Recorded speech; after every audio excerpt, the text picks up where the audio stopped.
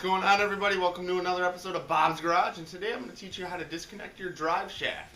And if you've never done this before, if you're following along in my videos for the first time, what we did up until this point was, first off, you need to drop your exhaust.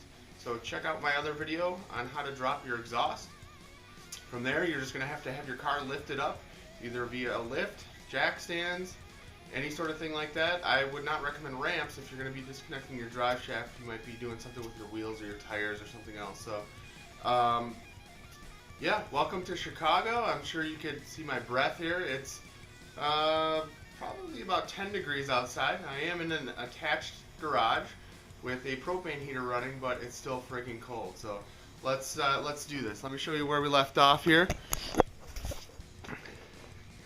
And there it is. You can see the exhaust on the floor.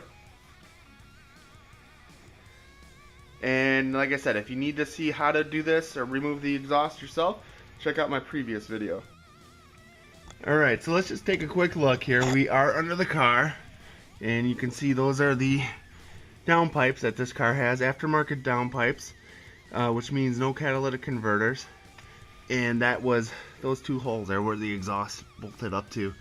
So in order to get to the drive shaft is up above this heat shield, and not much to get to it. You can see here we have a bunch of nuts. So I think there's only, 4 nuts, 2 on each side. So let's go ahead and remove those. Alright guys, so sorry about that, but we are working upside down, so getting a camera in here is a little tricky.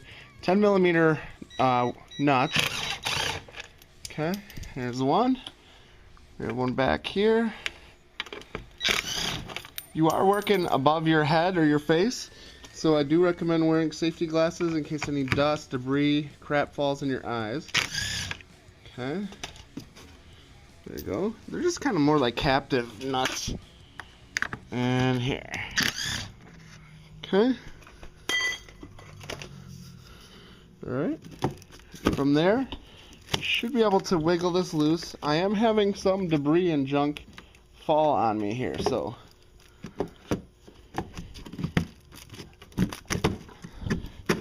Okay, you can see a little bit of grass from off-road action there. Okay. And there is our drive shaft. There it is in all of its glory. So for this video, we're just going to be disconnecting the drive shaft up there where all the bolts are. So basically where it connects to the back of the transmission or the center diff, whatever you want to call it. And while you're down here, just try to inspect everything. So, you know, make sure everything looks pretty good here. In the back connection point, that looks okay.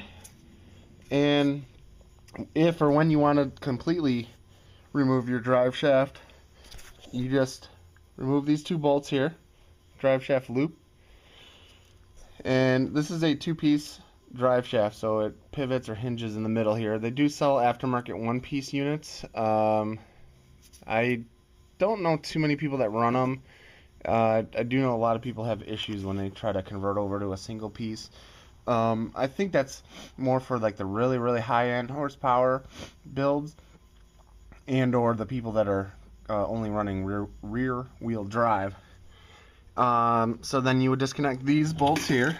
These are just hex bolts, and then of course the ones up front. So what we're going to do next is remove this protective shield that's just below the drive shaft, and then disconnect the drive shaft bolts themselves. And that will allow us to get up to the transmission area. If you have a Tiptronic transmission and you're pulling the engine and trans, you would need to get up into that area as well. So let's go ahead and work on this heat shield.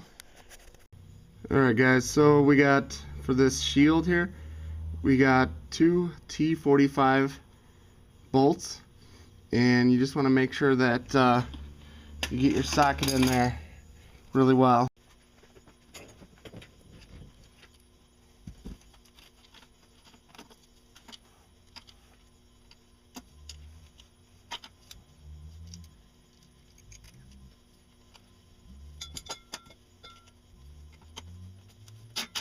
Alright guys, so here's what I did. As I ended up hammering in my socket into the T45 bolt and then just breaking it free by hand. I didn't even need a cheater bar or anything like that, so my impact was just a little too much and I didn't want to strip them out. But now they're both loose and I will spin them out the rest of the way. And there you have it. This gives you a better idea of what the shield looks like. So just finished removing it, and like I said, they're just two T45 bolts. Now if you're having problems getting your socket into the heads of these, you might have to spray like some brake cleaner or something in there to clean out all the gunk and junk and stuff. So mine are already starting to kind of cake up. Not exactly sure where that's coming from. If it's grease from the drive axle or the I don't know. Yeah, so let me show you what we're dealing with now. Now you can see there's a lot more room to get into the driveshaft bolts. And let me see, these guys. Okay, so these hex bolts are number 6. And something to note is if you're trying to crack these bolts free using hand tools like just a ratchet and a socket, you know, this drive shaft will move a little bit. So if you really need to brace it, what I had done in the past is I shoved like a screwdriver anywhere, everywhere. I think I put it through this knuckle here. I know that that's probably not a good idea. I wouldn't recommend it, but I like put it through a gap, and then when this spun, I think I shoved it like through here. Yeah, there's a big gap in there. When it spun, it kind of locked the whole system up. So, and I think, yeah, so like as you pop them free, so as you do like let's say 2 or 3, you can twist and turn everything, and that will gain you access to do the other ones that are on the, you know, like the top side of the drive shaft now. So just grab the drive shaft and spin it. I'm gonna probably have to put the camera down, and I'm gonna try to use the impact and see if I can do this. Otherwise I'll crack them free with just my hand tools. Yeah, my little electric impact didn't even work. So hand tools it is. Like I said, I'm gonna do the same method. I'm gonna take a flathead, well, I could even do a Phillips screwdriver, stick it up in here kind of like that, and that will capture everything. Just make sure that this bad baby doesn't fall on your head as you are trying to zip these free. And so kind of be like that, where it hits the well here, and that should do it. Alright guys, so I got the bolts broke free, so now I can just use the impact gun and zip them out. Can't do this with one hand.